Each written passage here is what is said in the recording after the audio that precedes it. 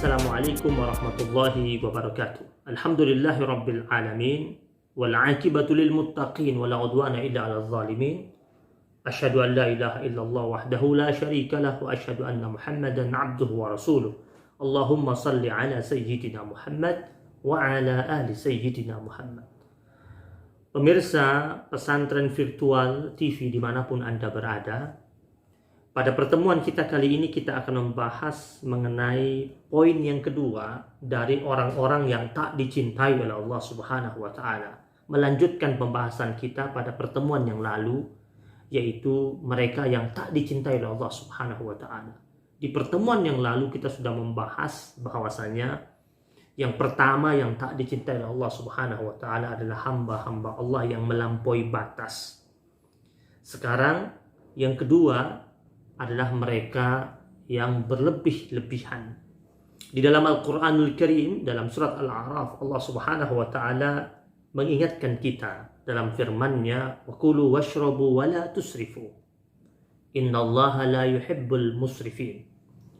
Makanlah dan minumlah kalian, dan janganlah kalian berlebih-lebihan, karena sesungguhnya Allah Subhanahu wa ta'ala amat tidak mencintai mereka yang berlebih-lebihan.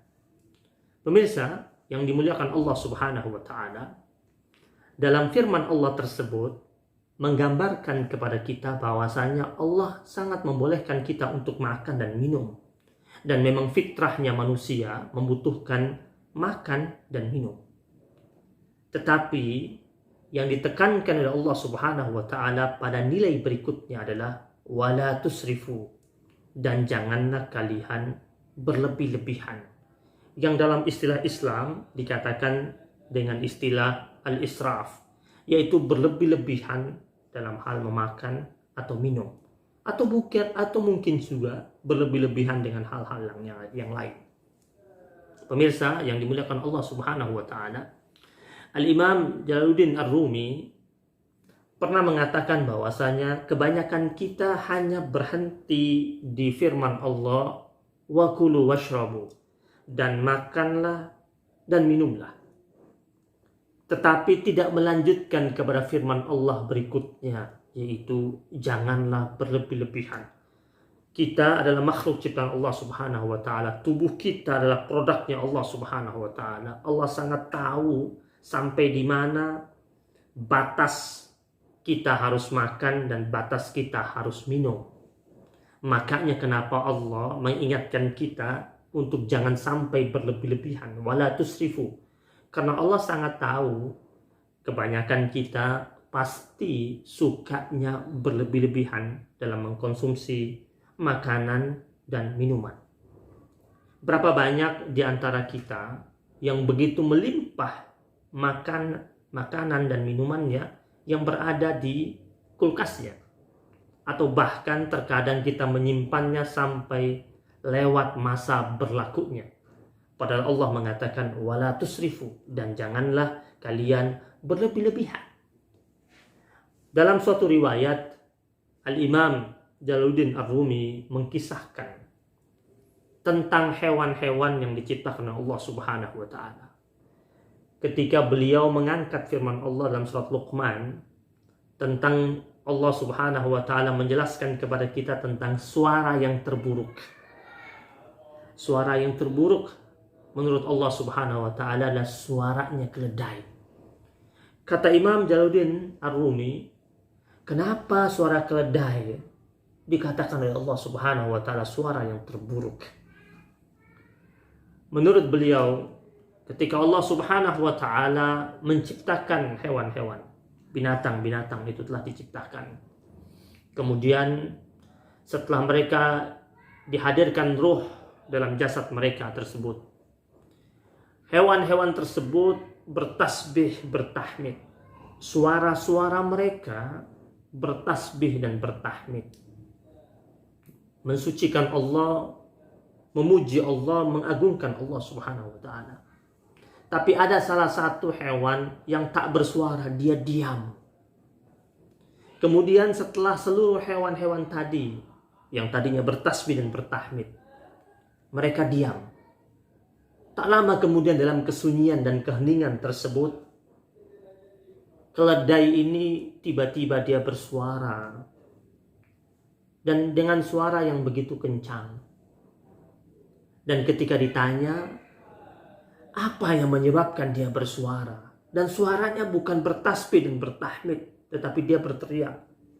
Ternyata yang menyebabkan dia kemudian mengeluarkan suaranya tersebut karena dia lapar. Al-Imam Jalaluddin Ar-Rumi mengatakan,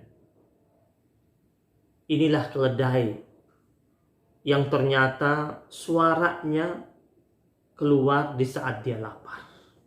Sehingga Allah mengatakan seburuk-buruknya suara. Angkaral aswat. Seburuk-buruknya suara.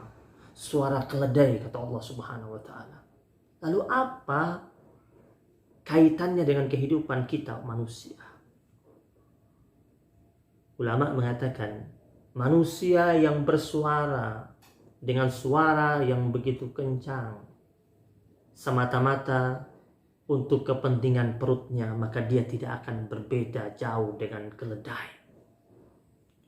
Ketika untuk kepentingan pribadinya, dia bersuara dengan suara yang begitu kencang. Tetapi ketika untuk kepentingan rakyat, bangsa, atau bahkan negara, ia hening, bahkan tak ada suara sama sekali.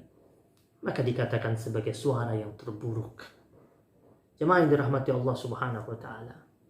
Kita diperintahkan oleh Allah Subhanahu wa ta'ala untuk makan dan minum.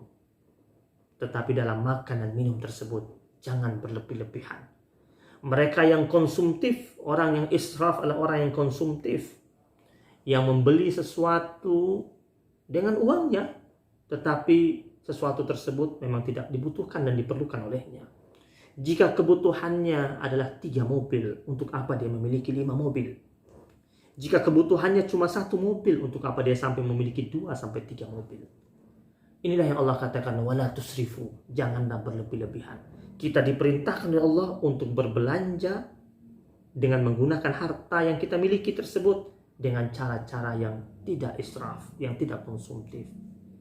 Jika itu kita lakukan, maka kita pasti akan mendapatkan cinta dari Allah Subhanahu wa ta'ala.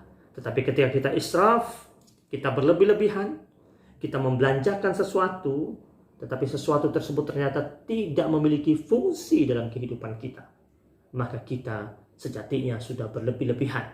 Dan Allah mengatakan, innallaha la yuhibbul musrifin.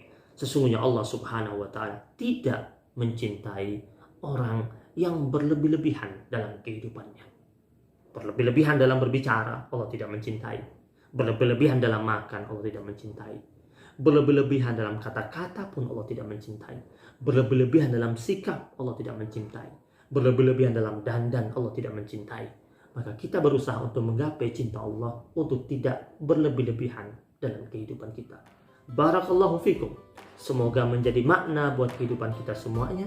Insya Allah lanjutan berikutnya adalah poin yang ketiga tentang mereka yang tak dicintai oleh Allah Subhanahu wa ta'ala. Wabillahi taufiq wal hidayah. Wassalamualaikum warahmatullahi wabarakatuh.